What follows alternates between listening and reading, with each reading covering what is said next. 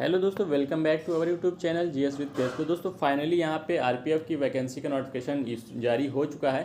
वो आरपीएफ का आपका एसआईबी और आरपीएफ कांस्टेबल दोनों के अलग अलग नोटिफिकेशन आए हैं। जैसा कि लोको पायलट और टेक्नीशियन के आए थे, अब अलग अलग ही आरआरबी जारी कर रही नोटिफिकेशन को। तो फिलहाल देख सकते हैं यहाँ पे हम ओपन कर चुके हैं पीडीएफ को नोटिफिकेशन की, और यहाँ पे देखेंगे लिखा हुआ है सेंट्रलाइज एम्प्लॉयमेंट नोटिस आरपीएफ 2024। नीचे स्क्रॉल करते हैं, अब यहाँ पे देखेंगे recruitment of constable executive in railway protection force and railway protection special force. यहाँ पे ये कांस्टेबल का है नोटिफिकेशन, और बाकी डिटेल्स यहाँ पे आप देख सकते हैं। ओपनिंग डेट एप्लीकेशन का 15/4/2024 से, क्लोजिंग डेट है 14/5/2024 को रात 12 बजे तक लगभग। और यहाँ पे मॉडिफिकेशन का डेट है 15/5 से लेकर के 24/5 तक मॉडिफिकेशन का भी यहाँ पे ऑप्शन दिया गया है, मॉडिफिकेशन आप कर सकते हैं। और पोस्ट की हम बात करते हैं तो कांस्टेबल एग्जीक्यूटिव का जो यहाँ पे लेवल 3 की है, और इनिशियल पे जो रहने वाला है 21,700, मेडिकल स्टैंडर्ड B1 इसमें रहने वाला है। और एज का अगर हम बात करें तो 18 से 28 साल तक इसमें एज का क्राइटेरिया है, प्लस रिजर्वेशन भी जो रहते हैं वो भी रहेंगे, और 3 साल की आयु की छूट भी दी गई, अभी नीचे हम बात करेंगे उस पर। और टोटल वैकेंसी की बात करते हैं तो 4,208 कांस्टेबल की वैकेंसी है यहाँ पे। और बाकी इंपॉर्टेंट इंस्ट्रक्शन वगैरह देख लेते हैं। यहाँ पे कोई खास इन्फॉर्मेशन ऐसी नहीं है, बाकी बेसिक सी चीज़ें हैं, आप इसे रीड कर सकते हैं। जैसे कि एलिजिबिलिटी क्या है, एप्लीकेशन कैसे भरना है, मोबाइल नंबर ईमेल आईडी आपको कंपलसरी डालना है, मेडिकल फिटनेस आपका क्या होना चाहिए, एज क्या रहने वाला है, 1/7/2024 से काउंट किया जाएगा एज, इस चीज़ को यहाँ पे ध्यान रखिएगा। 18 से 28 है। बाकी पैरा 5.5 में जो भी रिलैक्सेशन वगैरह है, मतलब कि छूट वगैरह एज में, वो आप देख सकते हैं वहाँ पे। ओबीसी के लिए 3 साल है, SC/ST के लिए 5 साल है। और ईमेल नंबर मोबाइल आईडी आपका जो है दोबारा से चेंज नहीं होगा अगर आपने जो भी सबमिट कर दिया है फॉर्म के टाइम में। CN1/2024 वही चीज़ें हैं। और नीचे देखते हैं तो 15/5 से आपको जो है मॉडिफिकेशन है, आफ्टर 24/5 एंड वही मॉडिफिकेशन का है, ठीक है। स्टेजेस ऑफ एग्ज़ाम आपके यहाँ दिए गए हैं। There shall be online computer based CBT candidates और listed on the basis of their percentage in CBT shall be called for physical. मतलब जो भी आपका CBT होगा उसके बाद PT के लिए आपको बुलाया जाएगा। फिर आपका PT होगा, PT के जो है यहाँ पे 10 टाइम्स के लिए DV के लिए बुलाए जाएंगे 10 टाइम्स, और PT के लिए भी बुलाए जाएंगे। तो ठीक है, DV के लिए 10 टाइम्स मतलब वैकेंसी का 10 गुना बुलाया जाएगा। फिर इसके बाद देखेंगे यहाँ पे कुछ ऐसा नहीं है स्पेशल। फिर नेगेटिव मार्किंग है 1/3 रहती है रेलवे की, आपको भी पता ही होंगे। बैंड आइटम्स क्या क्या हैं, ये सारी चीज़ें आप देख सकते हैं। जनरल इंस्ट्रक्शन को आप रीड कर लीजिएगा। तो यहाँ पे मेनली मेन पॉइंट को हम डिस्कस कर रहे हैं फ़िलहाल पे। और यहाँ पे देखेंगे 1.5 में लिखा है, मतलब एक से ज़्यादा एप्लीकेशन आप अप्लाई करते हैं तो आपका रिजेक्ट कर दिया जाएगा। तो ऐसा नहीं करना है आप सभी को कि 2 अप्लाई कर देना है 2 बार। और इस 1.9 में हम देखते हैं तो यहाँ पे आपका देखिएगा signature must be in running hand writing में, और कैपिटल लेटर में नहीं होना चाहिए, इस चीज़ को ध्यान रखिएगा। और डिसजॉइंट नहीं होना, मतलब कि आपको रनिंग में करना है। जैसे कि सपोज़ रोहित लिख रहे हैं तो RO को एक साथ जोड़ करके, मतलब कि रनिंग में ही लिखना है। ऐसा नहीं कि R अलग लिख दिया, O अलग लिख दिया, H अलग, ऐसे ही नहीं करना है। क्योंकि रनिंग ही जो है फ़ायदेमंद होती है, जिसकी जल्दी से कॉपी वगैरह नहीं हो पाती ईजिली, इसलिए ऐसा इन्होंने इंस्ट्रक्शन डाल रखा है। और यहाँ पे बेसिक सी चीज़ें हैं जो मैंने रीड कर ली हैं, बट ऐसा कुछ बताने लायक खास है नहीं, आप पढ़ सकते हैं। और यहाँ पे पोस्टिंग वगैरह भी आपको पता है, फ्री ट्रेन टिकट वगैरह SC/ST को जो मिलता है वो मिल ही जाएंगे। और candidates are advise to interest on submit online, जहाँ भी आप चाहें वहाँ अप्लाई कर सकते हैं। और वैकेंसीज़ का देख लेते हैं। स्टैंडर्ड क्या है, मेडिकल फिटनेस B1 रहने वाला है आरपीएफ के लिए, इस चीज़ को ध्यान दीजिएगा। अगर इससे कम है आपका, मतलब कि डाउन है, तो फिर आप अप्लाई करिएगा ही मत।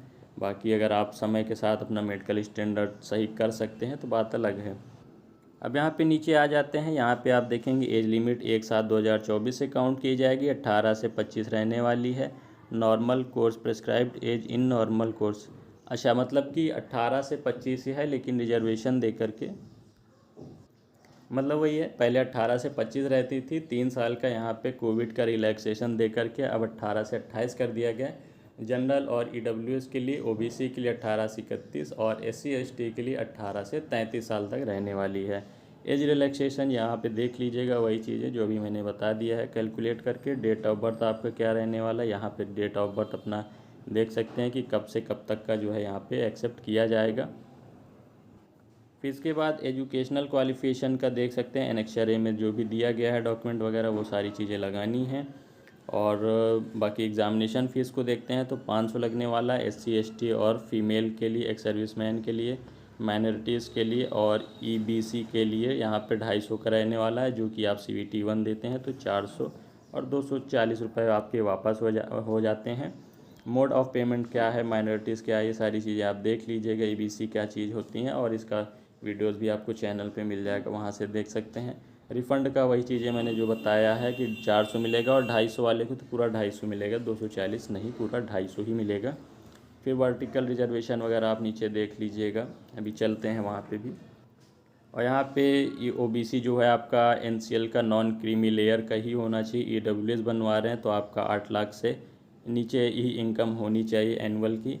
तो ये सारी चीज़ें आप यहाँ से देख लीजिएगा, बाकी सारा सर्टिफिकेट वगैरह आप रेडी कर लीजिएगा, ठीक है। तो और नीचे चलते हैं, अब CBT की यहाँ पे बात करते हैं। पैटर्न और सिलेबस क्या रहने वाला है। टाइम रहने वाला 90 मिनट यानी 1.5 घंटे। क्वेश्चन 120 रहने वाले हैं और एक मार्क्स दिए जाएंगे एक क्वेश्चन के, और आपका 1/3 नेगेटिव मार्किंग है। नॉर्मलाइजेशन होगा ही, मल्टीपल शिफ्ट में होंगे पेपर, तो मिनिमम पास परसेंटेज यहाँ पे दिया गया है। यहाँ पे देखेंगे मिनिमम पास percentage UR EWS OBC NCL का 35% और SC ST का मिनिमम 30% मार्क आपको लाने ही है। बाकी जो ऊपर की कट ऑफ बनेगी वो तो बनेगी, लेकिन मिनिमम तो इतना लाना ही। इसके अगर नीचे आएंगे तो फिर आप वैसे ही बाहर हैं, कट ऑफ फिर चाहे कोई कुछ भी जाए, ठीक है। बाकी कट ऑफ नहीं मिलती तो वो अलग प्लान है, वो होगा, लेकिन ऐसा कुछ होता ही नहीं है, क्योंकि इतनी ज़्यादा अब मेरिट कंपटीशन बढ़ चुके हैं कि इससे नीचे तो कोई मतलब भी नहीं है। और यहाँ पे देखेंगे the mark scored in CBT में जो मार्क आया जाएगा उसी के बेसिस पे आपको आगे के लिए शॉर्ट लिस्ट किया जाएगा। सिलेबस ऑफ CBT का सिलेबस रहने वाला है। अरिथमेटिक 35 मार्क के और general intelligence and reasoning 35 mark, general awareness 50 marks को। यही 3 चीज़ें हैं जिसमें से आपका general awareness major portion cover करने वाला है 50 मार्क्स का, तो ये देख लीजिएगा। और PT के यहाँ पे देख लेते हैं तो क्या क्या चीज़ें दी गई हैं। कांस्टेबल मेल के लिए 5 मिनट 45 सेकंड में आपको लॉन्ग जंप होनी चाहिए 14 फीट और 4 फीट का हाई जंप होना चाहिए। फीमेल के लिए 3 मिनट 40 सेकंड में होना चाहिए, 8 मीटर्स रन अप होगा। और यहाँ पे 9 फीट की लॉन्ग जंप होगी और हाई जंप होगी 3 फीट की, ठीक है। The criteria for PMTR as under. अब यहाँ पे हाइट वगैरह देख लीजिए, क्या हाइट है, क्या चेस्ट है, कितना जो है एक्सपेंड करने पे होना चाहिए, ये देख लीजिए। 165 तो RPF में रहती है, सबसे कम इसी में ही रहती है।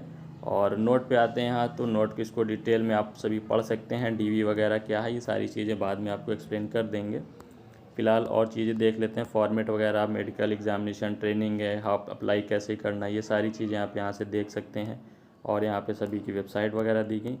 तो फ़िलहाल मेनली चीज़ें जो भी थी हमने देख लिया है कि क्या जो है वो सिलेबस है, पैटर्न क्या है, एज क्राइटेरिया क्या है, वैकेंसीज़ क्या हैं।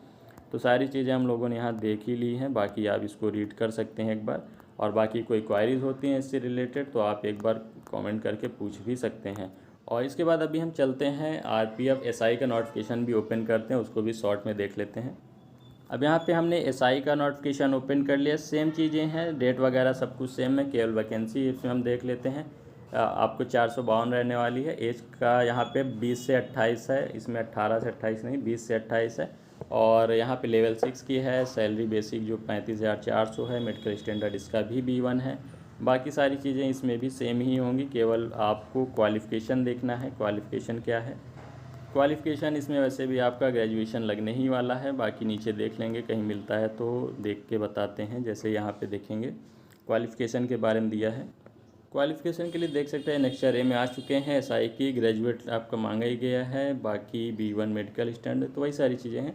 यहाँ पे आपसे क्वालिफ़िकेशन ग्रेजुएशन SI में मांगे गए हैं। बाकी सारी चीज़ें सेम ही हैं। आप रिजर्वेशन वगैरह देख सकते हैं, किस में कितनी पोस्टें हैं, तो ये सारी चीज़ें आपको देखने को मिल जाएंगी। इसकी PDF मैं अपने टेलीग्राम चैनल में डाल दे रहा हूँ, आप वहाँ से भी देख सकते हैं। बाकी आपको वेबसाइट से भी देखना है तो वहाँ से भी देख लीजिए।